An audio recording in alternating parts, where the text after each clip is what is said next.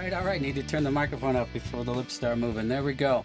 Welcome back, everybody. Hopefully, everybody enjoyed their Easter holiday. I know I definitely enjoyed a couple days off. I definitely missed you all, believe me, from the bottom of my heart.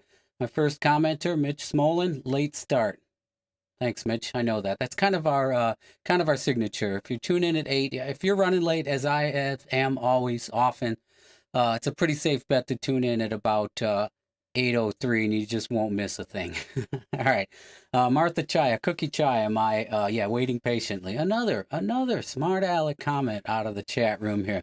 Waiting patiently, Cookie Chaya. Thanks for joining us, though, despite the comment.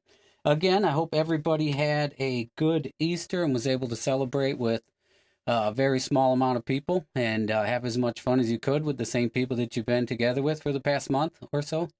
We did. I know we did. We had an Easter egg hunt out in the yard, thanks to my son for putting that together. My daughter decorated some beautiful cupcakes that you would have thought were made by a professional. Maybe there's something there. I heated the ham. Okay. Enough about Easter. Hopefully everybody had a good and restful. Let me just do a quick look around at the gear. If anybody's a veteran of the show, they remember when we didn't go live accidentally. We are live. I've got comments. I got good audio here. I got my guest in the virtual green room. There's one more thing to do for the safety of my guests, of course, as always. A quick temporal scan. Make sure that we're good. 99.2, which makes sense. I'm wearing 2 shirts right now, and I was running around quite a bit just to make this work at the very last minute. I had loaned out some of the gear to St. Michael Church, actually, some lights, and had to get those plugged back in. Hopefully everything looks good. Suzanne Smolin, hi, Ron. Okay, hi, Suzanne. Without any further ado, let's roll real quick into our guest in, guest out. Let's give a nice co-video live TV welcome to our first guest of the evening, Dr. Patrick Cobbins. Hello, Pat.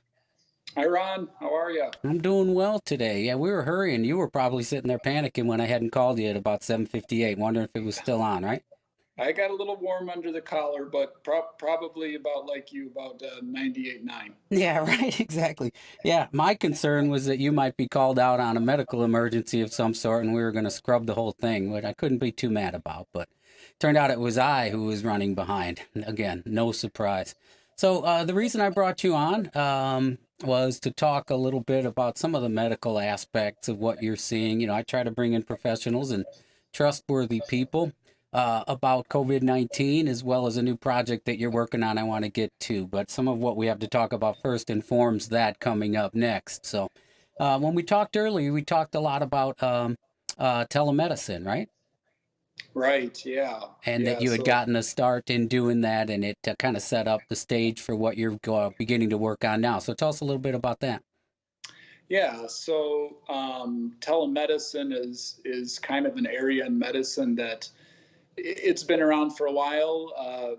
It's used for various things. It was kind of a catch-all for things that couldn't be seen or handled in the office. And then all of a sudden, when everyone was being told, don't go anywhere, including the doctor's office, unless you really have to, these platforms really took off. So, I truthfully didn't have a whole lot of experience with it even several months ago when it was being done kind of for your more day-to-day normal medical problems. But now it's a huge platform for addressing concerns with the coronavirus. So the people that I speak with either think they may have the coronavirus, or they already know that they have it, but they have questions about what's going on, with their body, and do they need additional care? Do they need other treatment and that kind of thing? So it's a good screening, kind of first screening tool for finding out, am I someone who should be concerned about if I could have the COVID-19 infection? Can we take a quick step back to talk a little bit about how you even got into it? You said it's only been a relatively short period of time, but how you entered into that arena? Right. So yeah, professionally, I'm kind of transitioning between some things, and so I'm opening a new private family practice in St. John, Indiana. And so having just stepped down from a position, I'd been working with the Operators Health Center in Maryville as their medical director. So that is a clinic that We treated patients exclusively from the local 150 Operating Engineers Union, which is actually a really large union. And so the members of the union and their dependents, so spouse and children, the retirees of the union. So it was a full family practice, and I kind of helped get them off the ground. Spent just under a year with them, and am now transitioning to what's really been kind of a lifelong dream of mine, to have my own private practice, a family practice. And so in between there was some downtime, which I had planned to fill with telemedicine, and probably I'll talk to some people with some sore throats, or, Right. maybe an earache. And now, and I figured I would be restricted to just treating patients in the state of Indiana with the new legislation that's been passed. I'm talking to patients from all over the country, kind of with the backing of having just an Indiana medical license. And primarily, most of the calls are in relation to the coronavirus, although not all of them. Life goes on with other issues and health concerns, and so it's something that we're helping people with You those type mentioned of issues as you well. mentioned changes in the way that telemedicine is being done. That people who are licensed in the state of Indiana had at least been temporarily allowed to care for people in other states. And you also mentioned that some of the people, without getting into specifics, I have to respect that, that you've been talking to come from New York. It's kind of one of the ground zeros or epicenters of the current pandemic, right? Yeah, yeah. So many of the states, with some of the new legislation that was passed, kind of eased some of the restrictions on getting licenses, especially for out-of-state providers. Some of the states came up with reciprocity, so we'll license your doctors, you license ours. But some of the states that really all of a sudden they needed a lot more doctors, they were some of the first to kind of relax those restrictions. And thankfully, the primary platform that I'm working on, which is called Teledoc, handled most all of that for me. And it started with Mississippi one day, and then I looked in my kind of credentialing the next day, and like 12 different states had been added. So I think at this point I have temporary licenses in like 13 or 14 Right. different states, and it is, you can kind of really track where the heat is coming off of this thing by where the phone calls are consistently coming from, and it does influence your decision making. Am I talking to someone in New York City at kind of the epicenter of this, or am I talking to someone in rural Iowa, where my maybe level of concern is automatically a bit lower just based on their geographic location? All right. So, hypothetically or in general, you're in a position to evaluate people remotely, either only by phone or by video. They can submit, as you mentioned before, they can submit photos to a secure portal. They can be reviewed by you in advance or during the call. And then you have some options as to what recommending where they go and some other things. Can you tell us a little bit about how that goes on? Yeah, a big part of it is kind of triaging things. So finding out, number one, you always start with, unfortunately, in a doctor's mind, you kind of have to start with what's the worst case scenario here, and then kind of work down from there.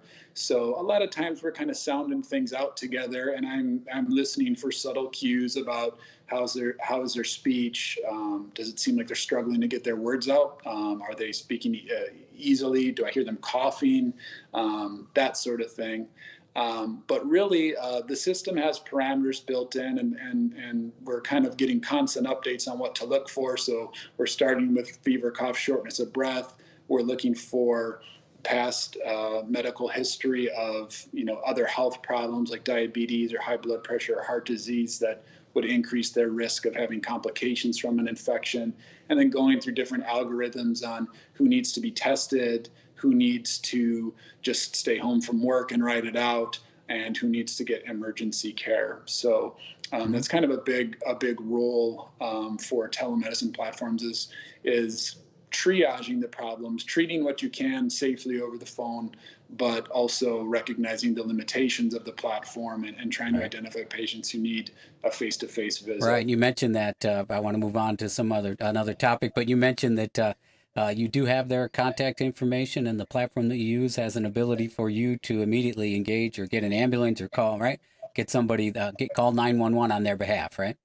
Yeah, that's correct. It's actually pretty handy. It's like an emergency 911 button, and so thankfully I haven't encountered that. But if you kind of lose contact with the patient, lose communication, or if you detect that there's an emergency going on, you can actually deploy EMS for the patient. So it's a nice safeguard.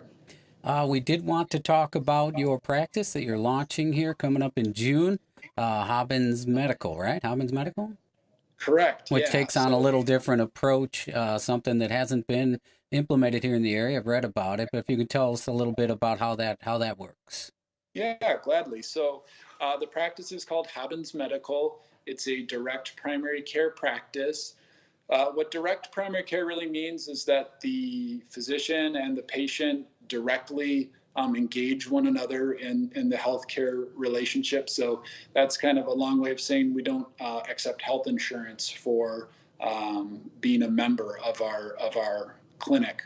Some of the perks of being a member in a direct primary care clinic are heightened access to your physician. So I will be on call 24/7 for my patients. So always available to speak with my patients. We're also going to be taking advantage of everything technology has to offer. So most people are used to phoning their doctor's office, waiting on hold, and take a message. They call back at some point later. We're just going to really streamline things. If you'd like to email the office. If you'd like to call, you can still do that, but you'll have the option to text, and you also will have the option of doing a video visit. So we really open up the lines of communication, and we set no limits on that. So while there's a low monthly membership fee to be a member in the practice, one of the services is unlimited visits and unlimited contact with the physician. Yeah, you mentioned something earlier when we were talking about a very high percentage of issues that are tackled by your family care doctor, your general practitioner, correct? Correct. Yeah, they've actually done just studies on trying to figure it out, and I think in my personal experience, you could say that a primary care physician, a family physician, could handle 80 to 90% of most complaints. So it is important, even for healthy individuals, to have a family doctor that they can get a hold of, and it can really help make sure that you are spending your healthcare dollar to the most efficient way possible, staying out of ERs, not doing unnecessary testing, and hopefully not having to pay extra money for specialty care when your primary care physician could take care of You some mentioned of those. testing right there, and we talked also about that as well. Testing is something that would need to be done typically with some regularity, and how would you be handling that? Yeah, so I've been spending some of my time in between these jobs making arrangements to ensure testing that's affordable and that has transparent pricing. And that's something that is sorely lacking from traditional medical practices. Most people have no idea how much their test is going to cost, and what portion will be covered by insurance and not. So we have arrangements with a local lab. The company that I'll be working with is called LabCorp, and they have secured very reduced rate pricing for our lab testing. It's actually quite impressive, having lab tests for on the order of $4 or $5 that at a larger health center or a hospital you may be paying $40 or $50 for. So huge savings there. Also, with medications, we will have some savings there. I've made arrangements with a pharmacy distributor. So the same distributor that sells medications to Walgreens and CVS will be selling medications to my practice. And by cutting out the middleman, we're able to basically turn those around at cost. So the medication is something that we won't generate any revenue for the practice. It's just value for the patients to get their medications at cost, and also not have to go to a pharmacy to get it. It'll all be done in-house. One final point that I wanted to bring up was insurance. I mean, it's not a substitute for insurance, right? I mean, having this kind of practice and being involved or enrolled or as a member.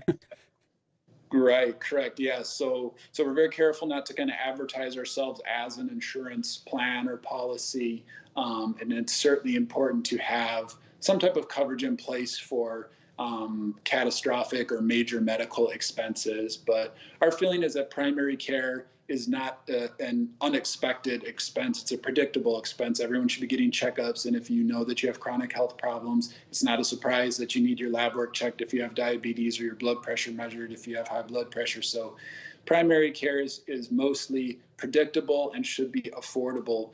And so that's the main reason that we've decided to kind of take the health insurance out of it, and this way we can kind of care for you more directly, free from the influence of a health insurance company that tends to complicate things and make it more of a challenge than it has to be. Gotcha. How can people get a hold of you, or where can they find out more information?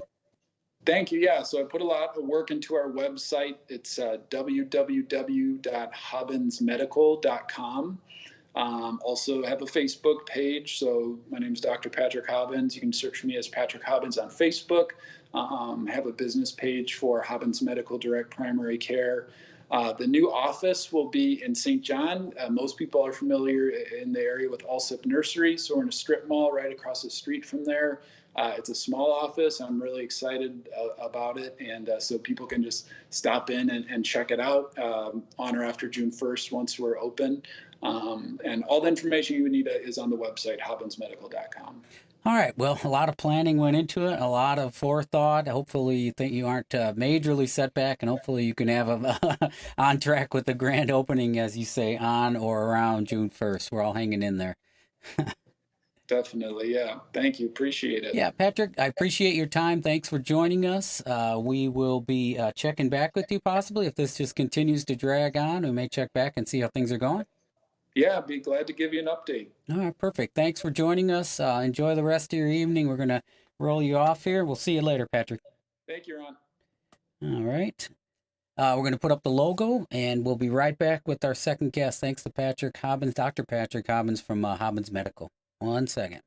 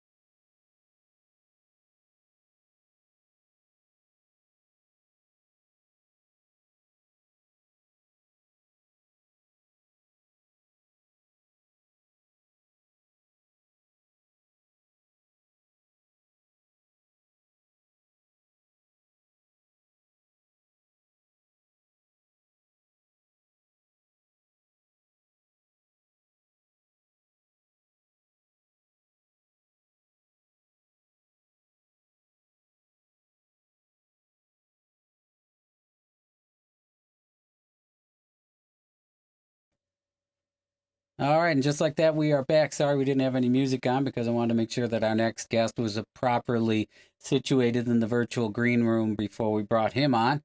We were kind of rushed to the last minute before the show to get everything dialed in straight. So, again, the usual, without any further ado, we're going to bring in our second guest here. Let's give a welcome, Co-Video Live TV, Mr. John Trzak. John O. Trzak, how you doing tonight, John O.? Pretty good, Ron. How about yourself? Oh, a little hot. You might have seen the opening there. I was running a little hot because I just, the panic of the pre-show mode. I don't think it's I don't think it's fever yet. 99 something. Am I all right there? No, you're still within the normal range. And I trust Jono's opinion here because he does work as a medical professional, presently working at the, can I name the major county jail where you are? Sure. Yeah, I'm a private contractor for Lake County Jail. Right. Doing exactly what are you involved with over there? So basically, I'm involved. I'm a registered medical assistant, and I'm also a in-house emergency medical technician there at the jail. And basically, just we care for the inmates and administer medications and just any type of medical care that the inmates need there. We handle those facilities there. Mm-hmm. Day to day, is it something that anybody would be able to do? I mean, you really need to. I mean, you should really have a strong stomach and kind of, be able to think outside of the box, so to speak. You know, I mean, it's certainly not an environment for everybody, but I mean, it's if your head's in it, then you're pretty much okay. Yeah, you mentioned earlier that it was nothing like, well, nothing really is like a Hollywood movie or a TV show, but it can get a little bit intense, but it's really nothing like what you see. Right, exactly. I mean, you know, you see shows like, you know, 60 Days In and whatever other shows are out there where, you know, it's all dramatized and stuff. I mean, it's very, don't get me wrong. I mean, you are dealing with, you know, some pretty interesting individuals, but I mean, other than that, I mean, as long as you are aware of your surroundings and, you know, you are very safe, then you have absolutely nothing to worry about. That's what I hope. I hope for you, for your sake. Oh, So did you ever work, when I originally reached out to contact you, I thought you were working presently on an ambulance or as an ambulance crew or as part of a town or private or something. Did you ever do that or no? no, I never did do that. However, when I was going through the EMS Academy, part of what we had to do was we had to do internships. Mhm. So one part of the internship we had to do was inside of the ER. We had to learn how the triaging went down and how patient assessments went, and basically worked in the emergency department. And then the other half was actually I did get to ride on an ambulance and go on actual calls, which was really exciting. I'm sure I'm sure my preceptors were a little annoyed at me, you know, getting excited every time we went to go to a call, but you know, it was really fun. Are you still I in met contact with any of those people there? connections, so it was really a blast. Yeah. Are you still in contact with any of those people that are still out Oh running yeah, where? Yeah. yeah, quite a few of them. A lot of my actually quite a few of my classmates were going through the fire academy at the time, so I got to meet a lot of good buddies of mine who are now firefighters who are actually, you know, on the front lines just like I am, going through the whole situation with COVID-19. So How has it changed your day to day, what you're doing on a day to day basis and how you're having to protect yourself within the past 3 weeks? it's basically like what you're seeing on, you know, the news and everything, and with the CDC. You know, my day-to-day routine really hasn't altered all that much. I mean, we've made alterations with, you know, safety. Obviously, you know, I have to wear a N95 mask whenever I'm out on the floor doing my rounds. Actually, I have a really cool one. We had donated by one of the local fire departments. It's called a OV N95, which stands for organic vapor. So I don't have it on me right now but I mean, it's a really cool. It kind of looks like you're doing like drywall, like a drywall mask. Is what it looks like. So it's really neat. And it's really cool how other than, you know, just the situations during the day really haven't changed all that much. It's just we've kind of bulked up our security measures as far as, like, you know, cleansing and stuff like that. And other than that, I mean, we've all really come together as a big group and, you know, are helping, you know, the people in the jail, you know, just be safe and healthy. And that's pretty much it. Yeah, it's under normal circumstances, it's no place that you want to be. And now I'll add another reason to the list of not to find yourself ending up in jail. Am I right? Right, exactly. Pay your traffic tickets or whatever. Keep your nose clean. Exactly. That's our public service message here tonight. How about that? The more you know. Yeah, for all you kids watching, right? Right, exactly. Hey, you also had some experience on YouTube. We chatted a bit about that. So tell me a little bit about what you had done.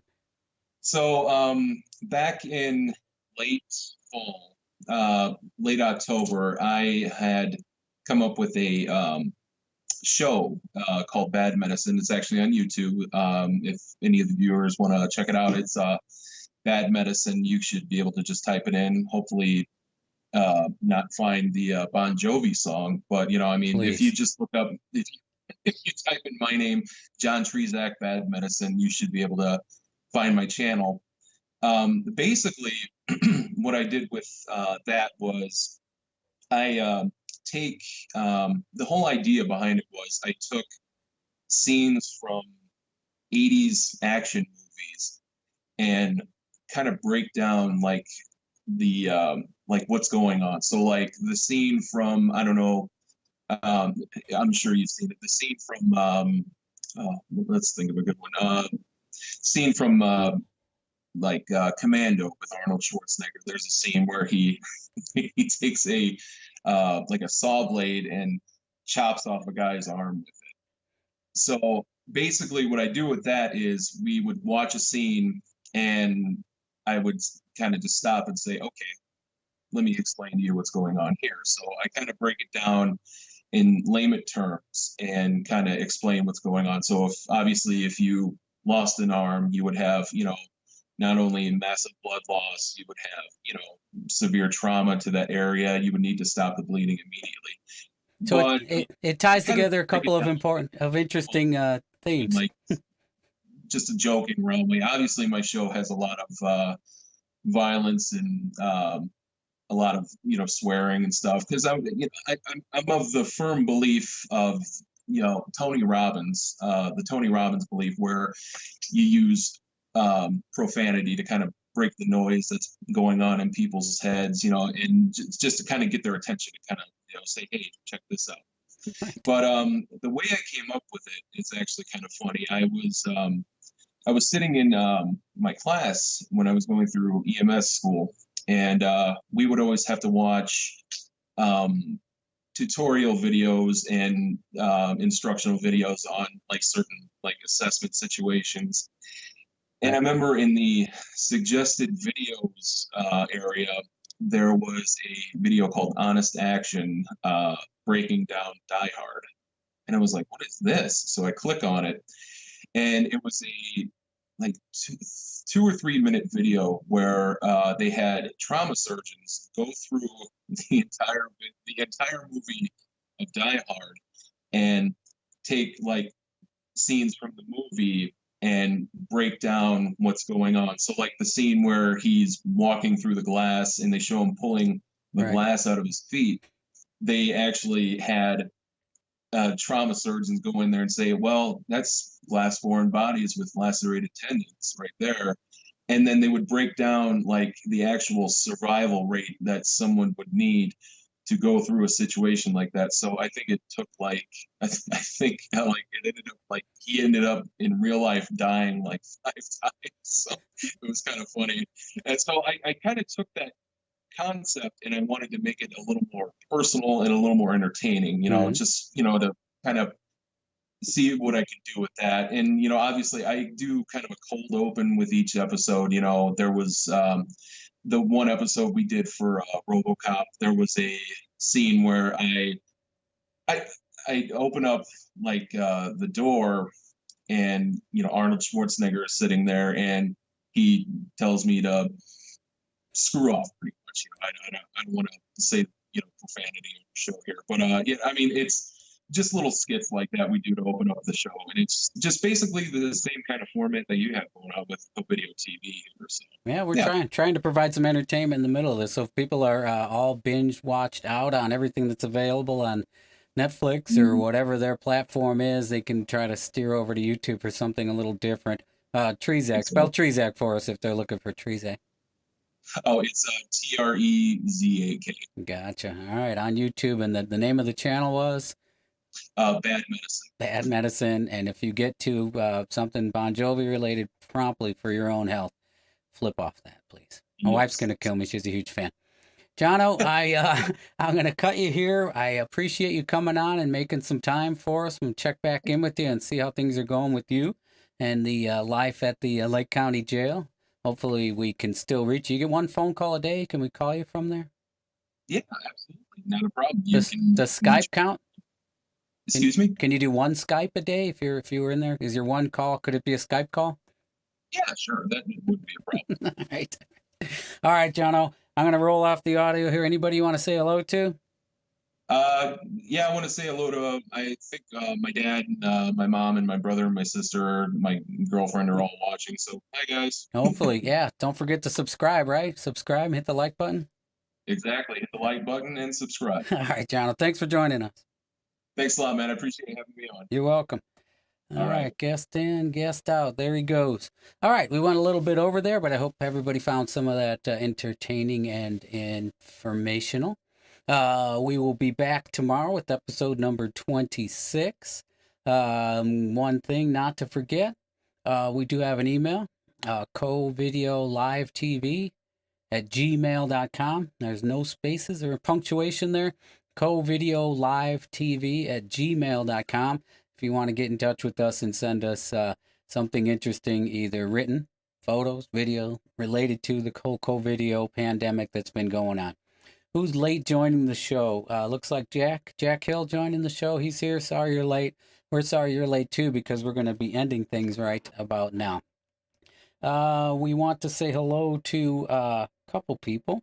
Of course, the Phillips family. My good friend Jim Phillips is still battling in the hospital, a COVID-related illness. He's been doing all right and making small improvements every day. But anybody is interested, his wife Kate's been keeping everybody updated on Facebook here, so it sounds like things have been improving, but needs our prayers and thoughts if you can. And one final one, wanted to say hello and express our condolences to the Cusick family. Just heard this afternoon that our good friend Sue Cusick's sister passed away this afternoon. So Sue and your family, our condolences and prayers are with you as well. With that, we will end the show. We will see everybody tomorrow, episode number 26, Co-Video Live TV, right here on YouTube. See you then.